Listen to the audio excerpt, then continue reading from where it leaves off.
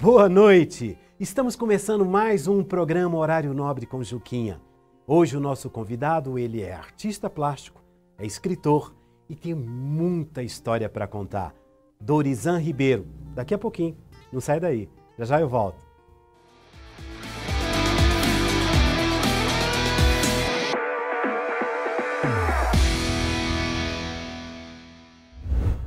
Estamos com ele aqui no estúdio, Dorizan Ribeiro. E aí, Dorizan?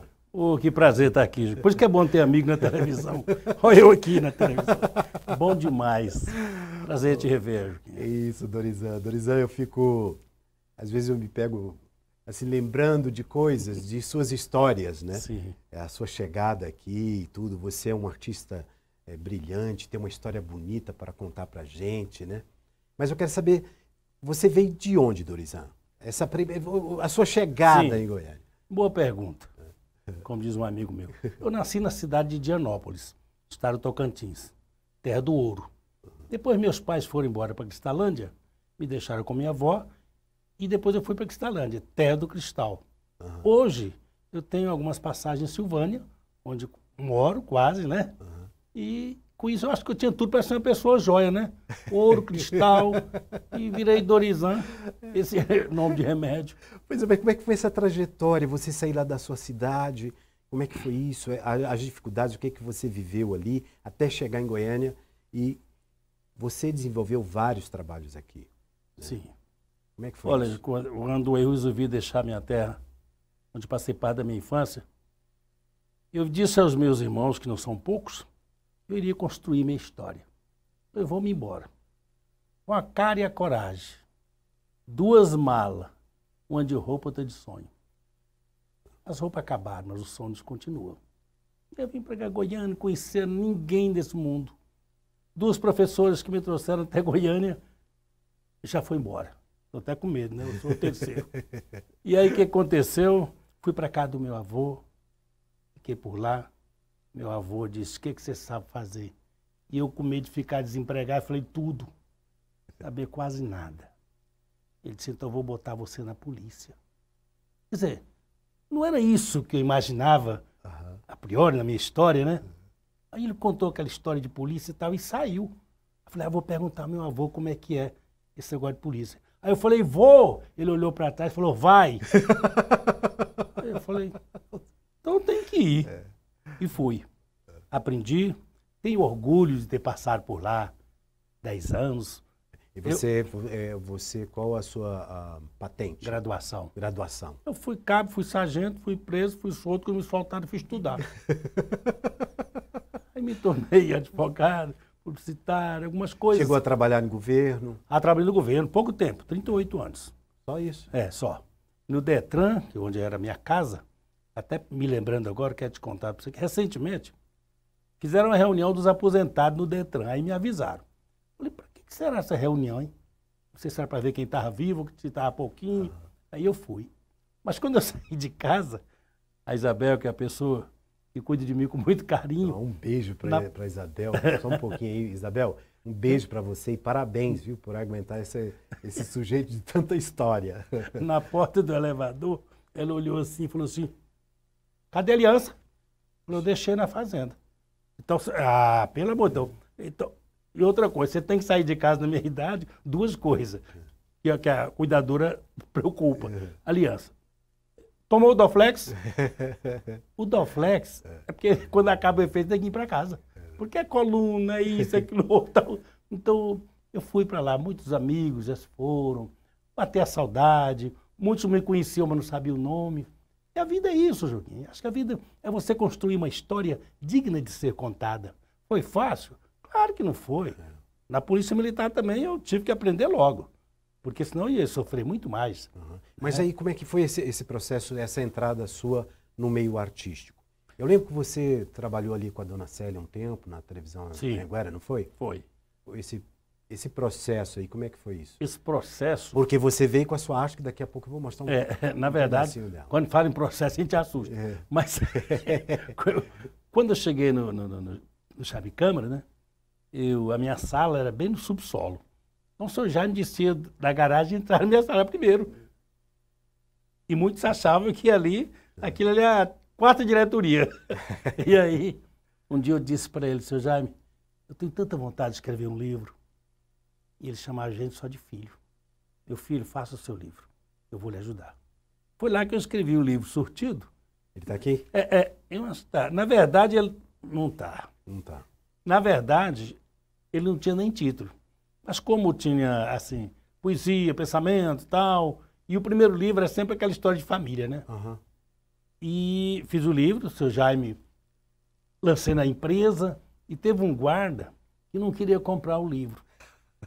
Aí a Suede, você lembra da Suede? Lembro. Suede falou, seu Jaime, o seu fulano de tal não quer comprar o livro. Ele disse que eles que não sabem ler, eles não falam para ele comprar e botar um parente para ler o livro. E assim foi. E depois veio o primeiro, o segundo, o Arthur deu o título, Surtido, né? Arthur Rezende. Foi, porque não tinha título, tinha de tudo, não tinha, era um prato, né? E o Arthur deu esse título, que eu sou muito grato até hoje, brincadeira de redação. E eu não sou assim, eu acho que eu sou um escritor privilegiado, sabe, Juquinha? Eu tive livros prefaciados por Jave Godinho, Anatoly Ramos. Vamos só para a gente... Jave Godinho. Jave. Jave deixou um legado, deixou uma história linda para nós, né? Ele Já. fazia Hora dos Ângelos. O texto dele, o Zé Divino, que fazia a leitura. Perfeito. Não, você ser prefaciado por ele... Privilégio. Privilégio. E por ironia do destino, o primeiro meu, quem fez foi o Yuri, filho dele. Filho dele. Mas o Alexandre... O Yuri esteve aqui. Então ele foi que me deu essa força e eu fui percebendo que eu poderia escrever mais. Mas tudo começou, na verdade, da escrita, foi lá na minha terra. O meu pai tinha uma farmazém, que é uma mistura de farmácia com armazém. Tinha remédio, tinha arroz e farinha. E aí, aí o soldado passou lá um dia, todo dia um soldado passava e disse, olha, o que você escreve não é para a sua idade. E aquilo começou, aí tinha na minha cabeça, eu era muito novo, muito pequeno. Falei, cara, esse cara tá me botando. Você tem que ir lá para cima. Você sabe o que é lá para cima? Goiânia, porque nós morávamos embaixo, ela era no norte. Aí quando meu pai viajava, eu que ficava no farmazém. É só para me lembrar esse detalhe. Uhum. E meu pai viajava e eu ficava lá. Então eu queria imitar meu pai. Calça curta ainda, chave amarrada aqui no corre da calça, como dizia minha mãe. E eu levava uma caixinha, que meu pai fazia isso, com uma delicadeza tão grande, 2 laranjas e uma bananinha. E um guarda-chuva debaixo do braço. Chovia, fazia sol, não saía debaixo do braço o guarda-chuva. Aí minha mãe um dia falou assim, olha, meu pai tinha sofrido um acidente quando eu era novo, tinha quebrado uma perna. Você está parecendo demais seu pai. Aí eu fiquei fascinado. Falei, poxa, era meu sonho. Você se inspirava nele. Não, doido, só tem um probleminha. Seu pai mancava, era da perna esquerda, está mancando da direita. Falei, meu Deus, mas como é que eu conserto isso agora, Jesus? Isso foi passando e eu vim embora. E comecei a escrever no seu Jaime, não parei. Não tenho compromisso de escrever um livro e tal. Eu gosto mais de ouvir histórias, sabe? Porque eu não sei. Eu não sei contar piada, você sabe disso, eu não sei. Mas você tem um humor muito bom. Né? Tem uma história sua, quando você foi fazer uma palestra, eu gostaria que você contasse essa história aqui, quando você entrou e que você ouviu.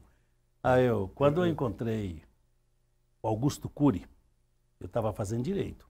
Eu disse, Augusto, meu sonho é ser um palestrante. Falei, porra, desse tamanho, com essa cara de nortista, mas eu vou enfrentar. É meu sonho. E ele autografou um livro dizendo que estava dando um livro para um futuro palestrante. E eu comecei a fazer palestra. Comecei na faculdade, né? Os alunos do curso de administração precisavam de uma palestra e já estava passando de hora, e era trabalho. O doutor dizendo, você faz para nós? Eu falei, na hora. O que é o tema?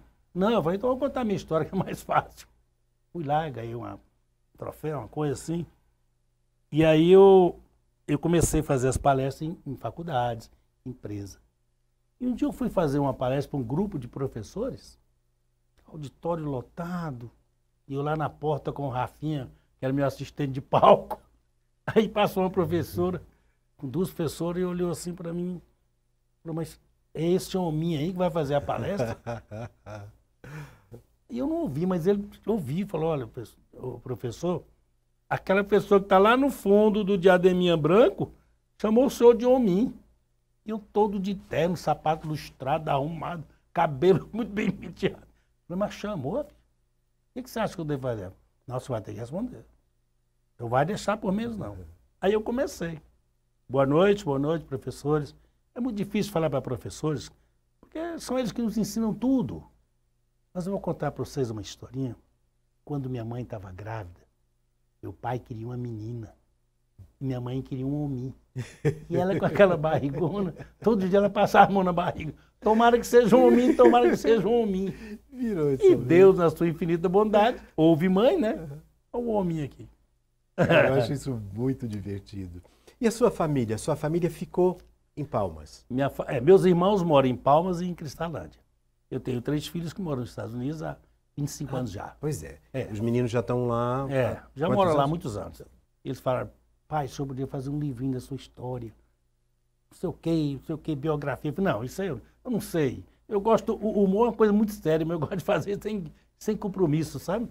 Aí cheguei aqui e fiz esse livro. Conta a história da minha passagem por lá. Alguns casos, né, que eu vi ali no farmazém do meu pai. Né? Meu pai tinha muito isso, de fazer até piada, uma coisa séria. Você tinha que comprar um remédio e ele dava de troco uma vela. O moço, o senhor não tem um dinheirinho, uma moeda? Ele disse, não, você vai levar a vela, porque é a luz da vida, vai que a pessoa vai embora. Cara? Aí o cara falou, não, então me dá 5, lá em casa muita gente. Tinha isso. Meu pai não deixava escapar. E esse nome Dorizan? Você faz uma brincadeira que é um nome que as pessoas acham que é remédio? Acha que é nome de remédio, Dorizan. E eu falo, olha, diante do dom que Deus me deu, acho que é remédio para a alma, né? Eu escrevo, gosto de tratar bem as pessoas, ajudar naquilo que posso. Eu acho que é isso, Juquinha. E a gente que tem com essa idade, eu não vou falar a minha idade agora, só no final. O que acontece? Você não pode ficar se alimentando só de sopa e sonhos. Você tem que manter-se vivo, escrever, conhecer pessoas. Então, eu gosto de fazer isso. Então, eu acho que... É interessante. Eu não posso reclamar da vida. Onde você chega, você leva essa alegria. Assim. Eu te considero uma pessoa, um homem sábio. Você passa informações para as pessoas muito bacana. Você tem um amor no coração muito grande, né? E uma família linda. E essa família que te faz esse cara legal. Eu acho que é isso. Quando você está bem em casa, você está bem na rua. Eu até digo lá em casa, no caso da Isabel, que é uma companheira e tanto, quando eu não estou bem, raramente, a gente não tem isso, você não estando bem em casa, você não vai fazer uma palestra, você não sai de casa com alguma coisa dentro de você para você passar para as pessoas. Então, por isso que eu estou sempre de bem com a vida, porque eu acho que é isso. Cara, eu com essa idade, o que é bonito até digo para meus filhos. Meus filhos, eu digo meus filhos. Não diga que vocês é filho do 71, porque pega mal. E eu estou sabendo aí, daqui a pouco, no próximo bloco, nós vamos falar a questão de projetos, de coisas que você vem preparando, né? Mas tem uma coisa muito bacana para contar para a gente, que eu até te incentivei muito nisso. Acho que você é o cara para contar histórias para as pessoas, né? E esse livro aqui? Cá para nós, de um vendedor de bolo a camelô de palavras. Esse livro aí foi esse que o Yuri fez. Era o primeiro, e é com letra 7 ainda, nem existe mais. Você lembra da letra 7? Ele, contato, né? Ele e o Alexandre. Um beijão pra você. Devo muito aquele menino. Olha aqui. Então, por quê? Oi. Tá. Tá. Então vamos começar do livro, né?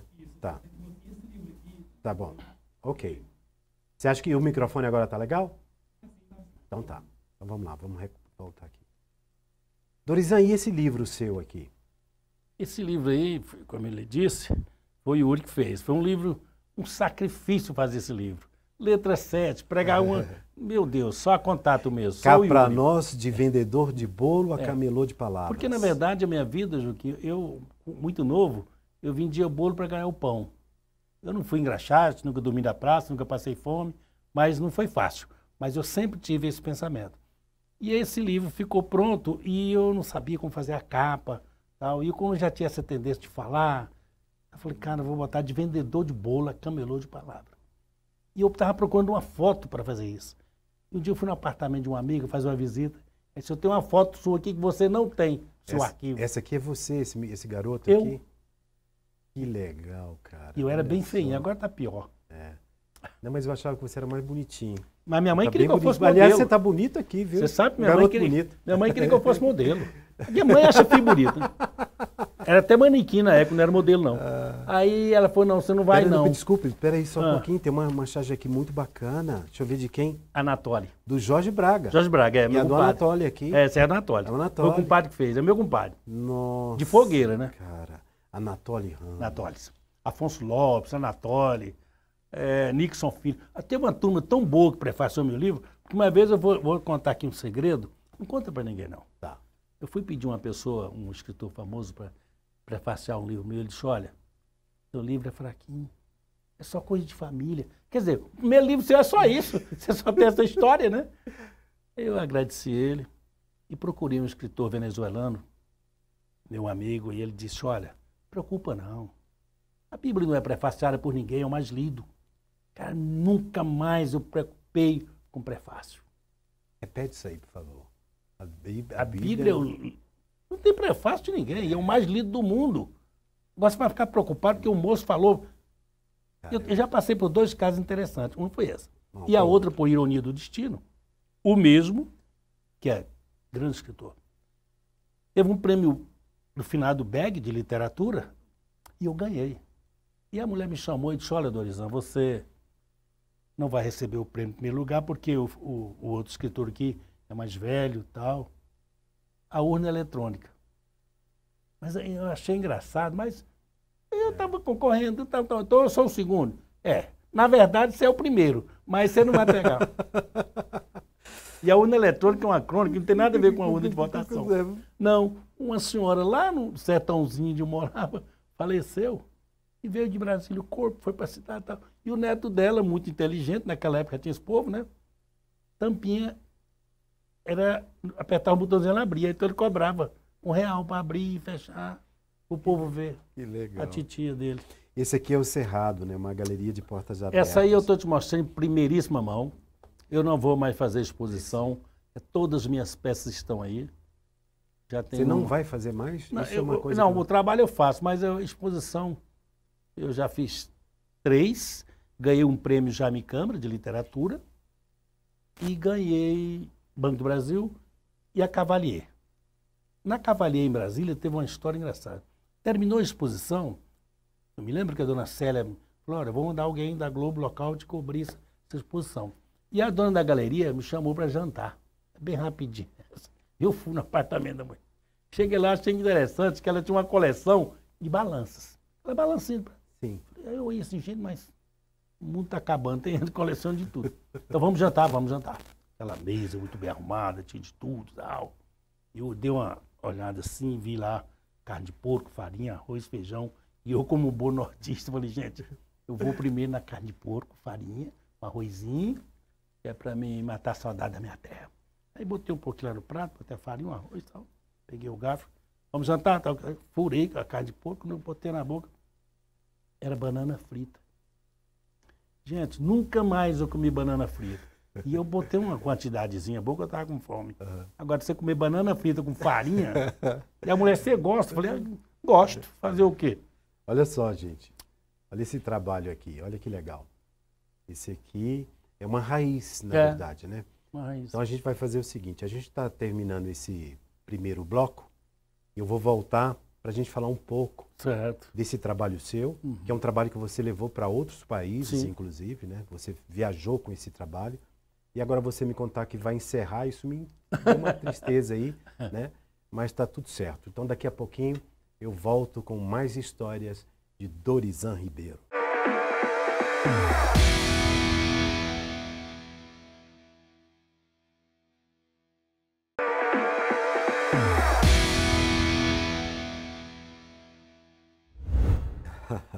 Olha só, gente. Olha que incrível. Isso aqui é uma raiz. Não é isso? Uma raiz. E ela não é nova, ela tem 45 anos. 45 anos foi essa da idade peça? do Alessandro, do Zé. 45 anos tem Tá essa comigo. peça, Dorizan. Essa é uma das primeiras peças. Você vê a conservação. Lindo, que conservação, cara. Na época do Alessandro. Não, e é fantástico. Como é que é você encontrar essas raízes? Como é que é isso? Como é que nasceu esse? O problema desse material é que muitos olham e não vê. Eu só aproveito a forma. Eu não sei esculpir. E não seria eu fazer esculpir isso a raiz, né? Então eu aproveito a forma. O que, que a natureza me dá? Ela me dá o produto e pede que eu faça alguns detalhes, que é para essa coleção que teve e essa pecinha. Aí na verdade, tudo começou quando você tem sua primeira casinha e não tem nada em cima da mesa. Aí eu falei, gente, eu preciso caçar uma raizinha e botar aqui. E eu não tinha muita expressão a raiz, eu botava em cima da mesa, para ficar bonitinha a casa e tal. Mas... Desculpa, mas não tinha assim, expressão para as pessoas, né? Sim, sim. Mas para você ela tinha um significado muito grande. E de tanto, todo dia eu olhar, eu falei, poxa, deve ter outras formas. Aí eu comecei a pesquisar. Na verdade, eu pesquisei 15 anos, e até hoje, né? As formas da natureza. Então tem gente que me manda peça. Eu tenho um leão lá em casa, que está aí, você vai ver ali no catálogo. Ele veio da Bahia, não sei quem mandou até hoje, não sei nem se foi Gilberto Gil. Cara, não, é impressionante, é impressionante. É então, muita criatividade. É a natureza, né? sabe? É a natureza, você descobrir mesmo depois isso. de morta, ela te dá um presente. Olha essa aqui. Né? Olha que legal, cara. Só aproveita a forma. Nossa, muito, muito bacana, viu? E você fez algumas exposições? Fiz aqui em Goiânia, em Goiânia eu fiz 2 quando eu ganhei os prêmios, né? Em outros lugares, escolas e tal. E depois essa em Brasília, que me deu esses prêmios. E eu fiquei feliz, porque depois disso eu acabei despertando nas pessoas isso. Né? As pessoas hoje procuram a raiz e falam, Dorizão, lembrei de você e tal. Outro dia um sujeito estava no Pantanal e tem uma raizinha lá em casa para você. Mas às vezes a pessoa lhe traz a raiz e ela não tem consistência. Aí fica no sol, na água, ela passa por um teste, porque uma raiz dessa que tem 40 anos. Pois é, 45 anos. Assim, né? Então mas você falou que não vai mais fazer exposição. Assim, eu estou numa idade e não posso pegar mais peso. Só da consciência. O que acontece? Eu faço ainda em casa essa uma, consciência outras, né? Mas não assim, entendeu? A gente vai mudando, eu estou mais agora para trabalhar, mas com a memória. Outros projetos, com a memória, alguns projetos. Eu estou sonhando em criar uma ONG com esse nome que aqui, pela primeira vez, quem doa sabe onde dói. Essa frase é do escritor que eu conheço, o Dorizão Ribeiro. E eu sonho em fazer. Eu vou fazer isso. Quem doa sabe onde dói. Isso. Uma coisa mais lógica. E eu não estou interessado em fazer mais trabalho para isso, para dinheiro e tal. Não. Dinheiro para mim já não é. Eu acho que agora eu preciso ajudar meu próximo por tudo que Deus me deu. Sim. Olha que eu saí de lá do Tocantins e cheguei em Goiânia e construí minha história. O primeiro emprego? Primeiro emprego, o cara falou, olha, tem um emprego aqui, só tem uma vaga. Se eu traz o currículo amanhã, eu falei, sabe nem que diabo era currículo. Ginásio incompleto e datilografia incompleta. Falei, ó, você vai sair de casa em casa, olhando onde tem televisão, tal. Eu falei, ó, o trem é tecnológico, né? Aonde tiver chuviscando a televisãozinha, você pede o moço para colocar bombril na antena. Eu falei, não, moço, que emprego é esse? O que eu vou colocar bombril? Sério? Você ganha o bombril e a visita. Eu falei, não, senhor, muito obrigado. Empreguinho bem... Ai, muito legal, cara. Mas é isso, a vida é assim. Dorizão, uma outra coisa que eu não esqueço, foi você lá na fazenda, né, sentado e tudo, e resolveu uma árvore que você foi cortar. Me conta isso, que foi dando sol. É muito divertido. Eu chego lá, quero fazer coisa das pessoas.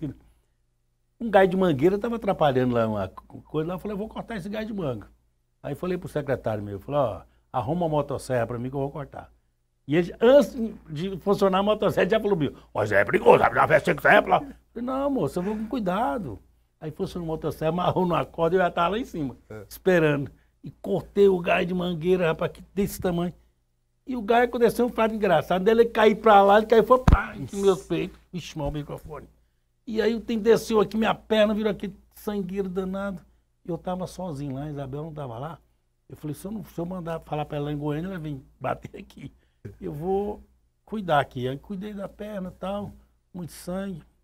De noite eu peguei a Bíblia. Falei, agora eu vou agradecer a Deus por não ter quebrado minha perna. Aí peguei a Bíblia, abri lá no... Falei, quando eu comecei a falar, Senhor, agradeço por não ter quebrado, veio a mariposa e entrou no meu ouvido. Falei, gente, mas não pode. Senhor, agora que eu falei com ele, senhor, você não tá me entendendo. E veio dentro, rapaz, e esse trem deu um trabalho. Aí eu chamei meu secretário. Falei, rapaz, eu tô com um helicóptero dentro da cabeça aqui. O trem não parava. Não, bate mesmo. Bate aquele trem. Avisei, eu falei pra cá, não, aqui não tem nada a ver com a Mangueira.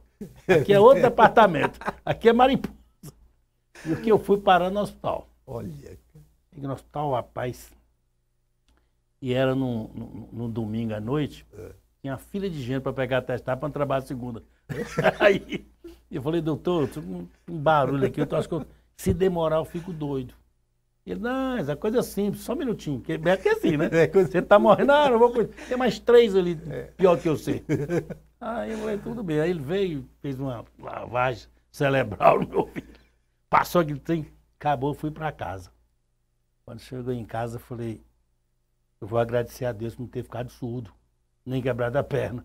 Aí eu fui lá na cama, deitei, embrulhei pé e cabeça. Falei, senhor, obrigado por não ter quebrado a perna nem ficado surdo. Porque se eu falar outra coisa que pode dar outro problema. Você deitar e dormir. Não, eu vou dormir.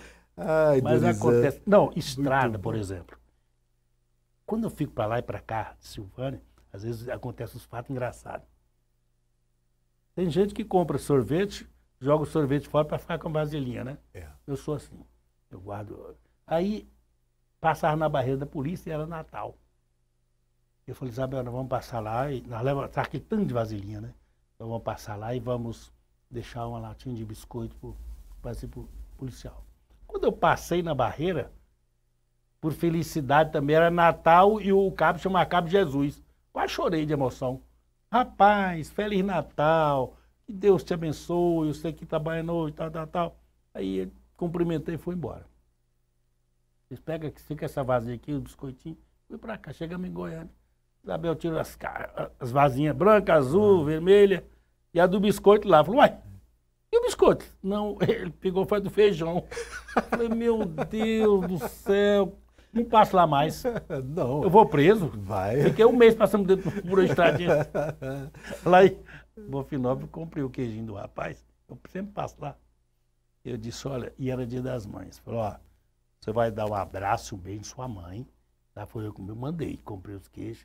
Ele disse, não, senhor, não posso não, minha mãe é casada. Falei, não quero casar com ela não, é dia das mães hoje. Dorizão. Bom, aqui tem outros livros aqui, Uma Viagem pelo Interior, de cada um. Né? Esse também. Tem trabalhos que você foi ali na cara e na coragem mesmo, foi. Né, Dorizão? Aliás, todos. Meu nome Manuel, esse aí Manuel. Foi um romance. Esse já é um romance. Esse é uma história é aquele romance que vira filme. Sim, por aí. Filhos do Tempo. Javes Godinho prefaciou, são 2.500 frases de efeito e pensamentos. O Javes diz que eu sou meio... Ele diz que eu sou meio... Mas o que eu achei interessante fui escrevendo, né? E fizemos aí a segunda edição. Os meus livros são livros simples. Tem algum projeto de livro novo que você Não. está preparando? Não, mas o projeto de livro é assim.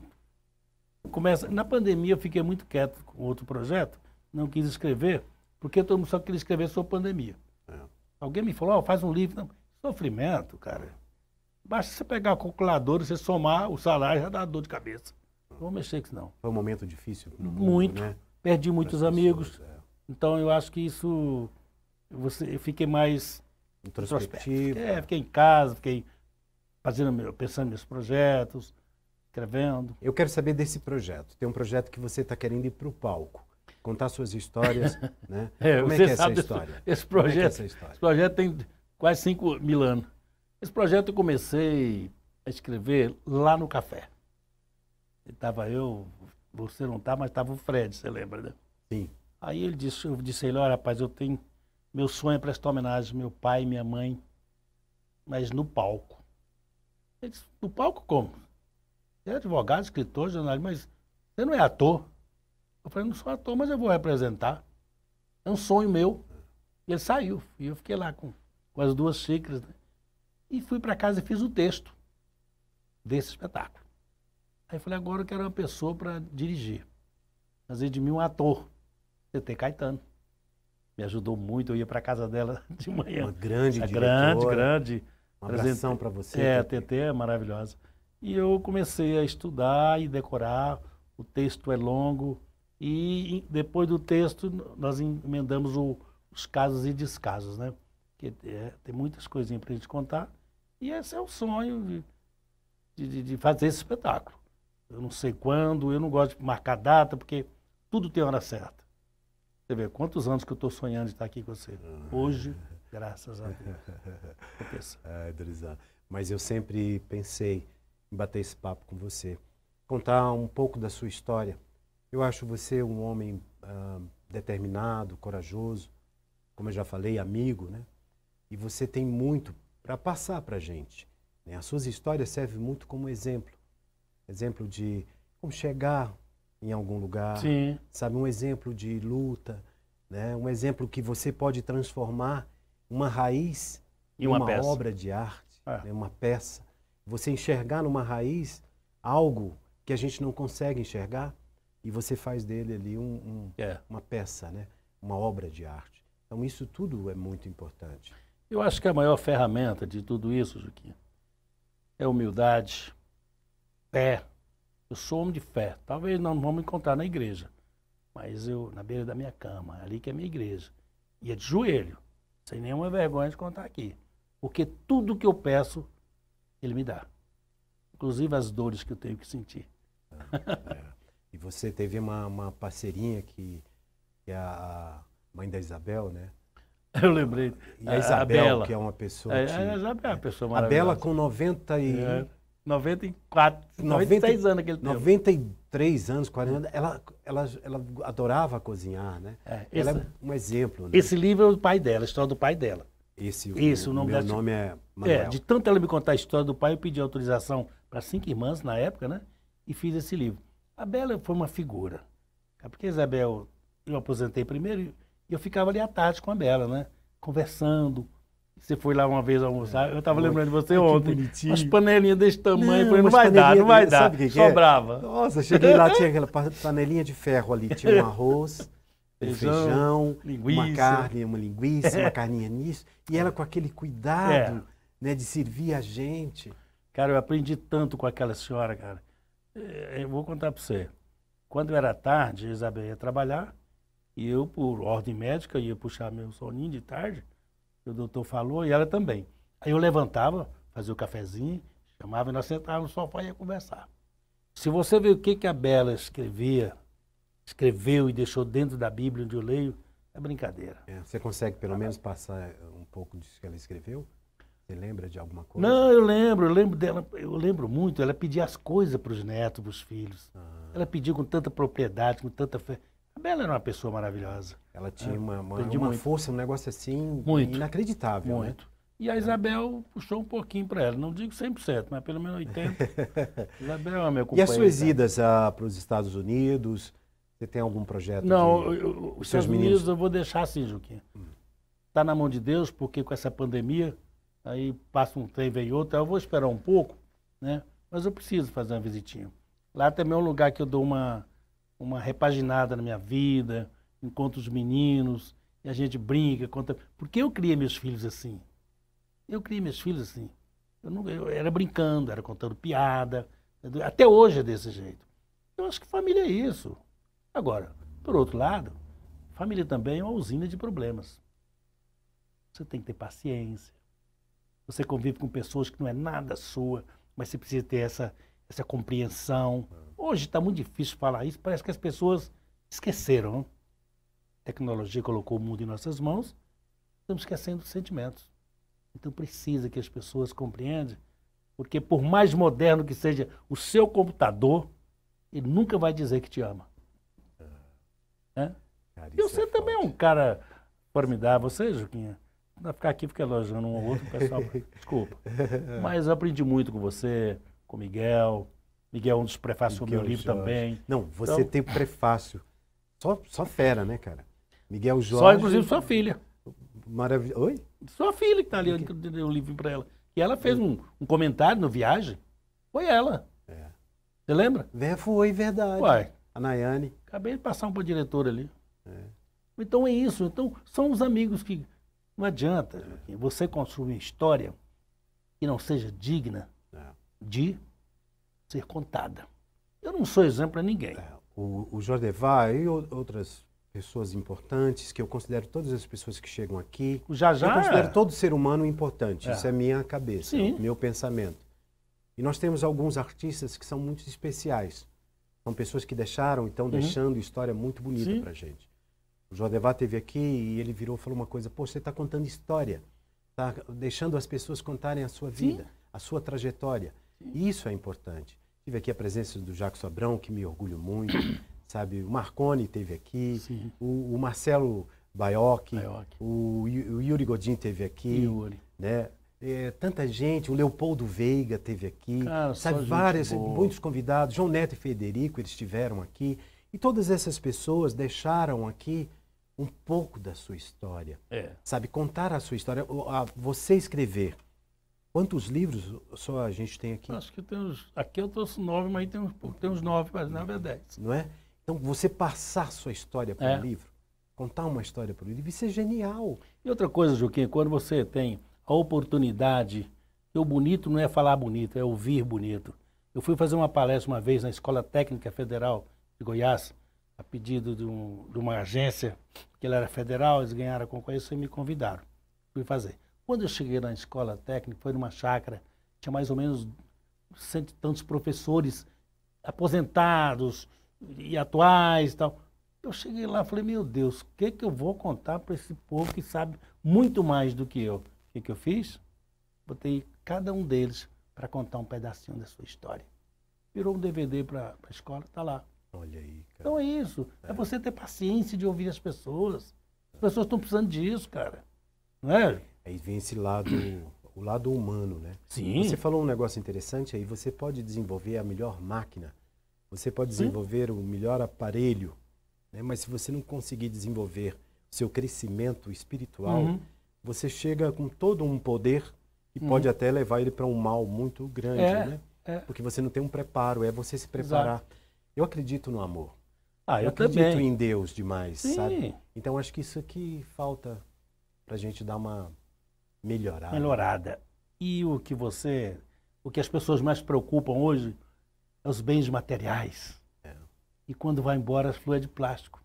O que eu tenho, você não tem, eu tenho. Exato. Né? Então o importante não é ter, é ser. As mídias sociais estão fazendo muito isso, né? A gente mostra uma coisa que a gente não é. Isso. Né? Você mostra que o carro, a casa, eu faço isso, faço aquilo. E no fundo, as pessoas estão ali sofrendo com seus problemas, mas precisa ter essa coisa tipo assim, me respeita, eu sou isso. Né?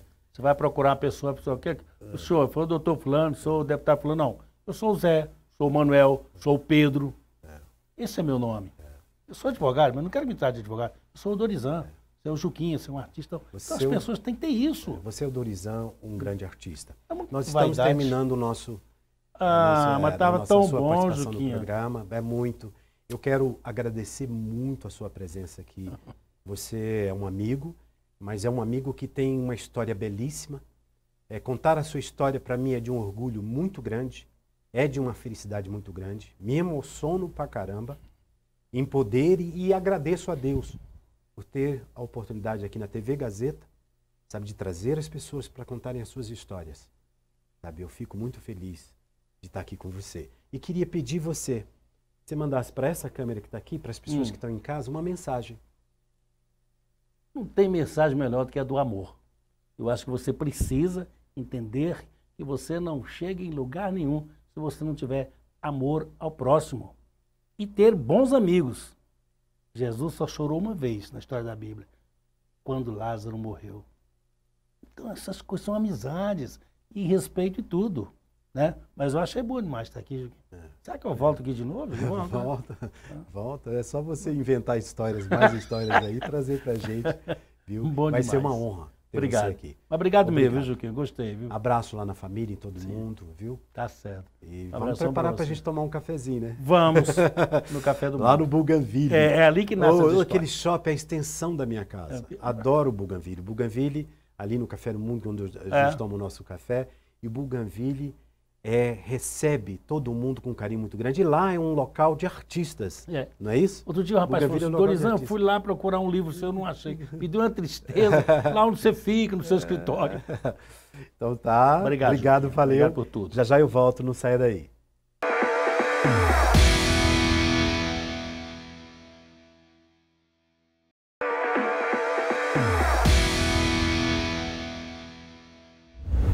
Estamos de volta com o Horário da Lei com o doutor Luiz Fernando. E aí, doutor Luiz? Boa noite, meu amigo Juquinha. Boa noite, telespectadores. É sempre um prazer estar aqui no seu programa. Boa noite. Qual é o assunto de hoje, doutor Luiz? Hoje, Juquinha, vamos falar um pouquinho sobre passagens aéreas, especialmente nesse momento de retomada aí da pandemia, das viagens que nós tivemos, né, nesse início de ano, as dificuldades dos passageiros e também as medidas tomadas pelas companhias aéreas para normalizar a situação das viagens tanto dentro do Brasil, as viagens nacionais, quanto as viagens internacionais. Nós sabemos que durante o período da pandemia da Covid-19, diversas viagens foram canceladas ou até mesmo adiadas devido às restrições de circulação de pessoas entre países e mesmo de maneira local. Hoje nós já tivemos uma reabertura dessas fronteiras, né? Então as fronteiras sanitárias já foram reabertas. Hoje é possível fazer essa circulação entre os diversos países, porém com algumas cautelas que as empresas adotam. Ainda há exigência de máscaras em muitas companhias aéreas e muitos países, alguns países na verdade ainda exigem os testes de Covid. Hoje temos também aí uma preocupação crescente em relação a monkeypox, né, ou a varíola dos macacos. Então, lembrando também que não é transmitido pelos macacos, tá? Só para título de esclarecimento. Mas é uma preocupação crescente aí dos países da Organização Mundial de Saúde, porque é uma doença também contagiosa, em que pese não tenha a transmissibilidade da Covid-19. Mas em relação à questão das viagens, nós reparamos que no início do ano, principalmente no início desse ano de 2022, o mercado foi reaquecido e várias viagens aconteceram, porém com alguns transtornos, né? Tiveram muitos cancelamentos de voos, eu mesmo passei por isso, ter voo cancelado, e aí é importante esclarecer que nesses casos as companhias aéreas têm que dar todo o apoio para o consumidor. Se for um cancelamento de voo e esse voo for remarcado por um período mais distante e o passageiro tiver uma conexão, ele tem direito a uma hospedagem, bem como alimentação, tudo arcado pela companhia aérea. Se esse cancelamento for anterior à viagem, o consumidor ele tem o direito ou do ressarcimento do valor pago ou o adiamento em uma outra data que ele possa de fato viajar. Tá? Então, se isso não acontecer, as companhias aéreas elas podem ser punidas. O consumidor pode, inclusive, ingressar com ação judicial, exigindo aí a condenação das empresas por danos morais. Tá? Além disso, do problema do cancelamento, nós temos também o problema que já acontecia anteriormente, que é os famosos overbook, que é quando as companhias vendem mais passagens do que a quantidade de lugares dentro do avião. E isso continua sendo passível de punição para as empresas e, novamente, exigindo-se também, eventualmente, do consumidor, caso haja interesse, que ingresse com ação judicial e requeira a reparação dos danos, tanto materiais quanto morais. Tá? Então, assim, as companhias aéreas, elas, ao entendimento de que elas passaram por uma dificuldade durante esse período da pandemia, mas que agora já está se normalizando e que é preciso respeitar, obviamente, o direito dos consumidores, em especial dos consumidores aí que adquiriram suas passagens e arcaram com seus compromissos junto às companhias aéreas de maneira adequada, e agora as companhias precisam oferecer essa contraprestação de serviço também de maneira adequada. Isso para quem, na época que a pandemia parou o mundo. Sim. As pessoas não viajavam, né? Uhum. As pessoas compraram ali. E agora ela tem o direito agora de recuperar tudo isso ou não? Seja em relação ao adiamento que aconteceu, seja em relação ao ressarcimento, eventualmente, caso o consumidor tenha optado por essa forma de ressarcimento. Tá? Isso é possível, sim.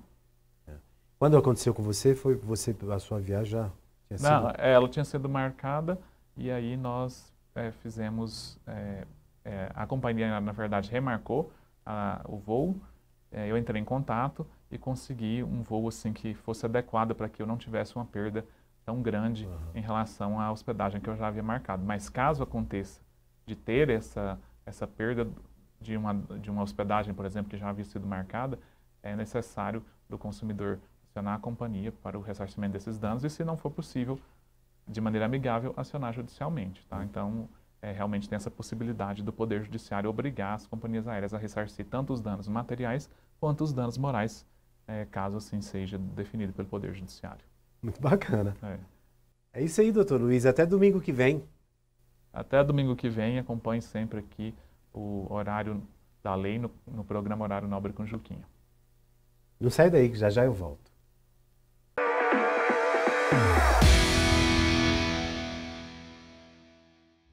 Estamos terminando mais um programa Horário Nobre com Juquinha. Quero agradecer de coração a equipe da TV Gazeta, canal 38.1. Muito obrigado pelo carinho, toda a equipe. Quero agradecer ao SESC. SESC, projetos maravilhosos, tanta coisa boa que o SESC faz e está aqui com a gente. Muito obrigado pelo apoio. Ao Shopping Bougainville, que é a extensão da minha casa.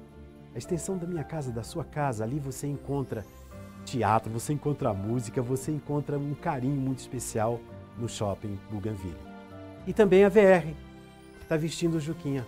Olha só essa beca. Alexandre, um abraço para você e toda a sua equipe aí no Bougainville. Até domingo que vem, com o programa Horário Nobre com Juquinha.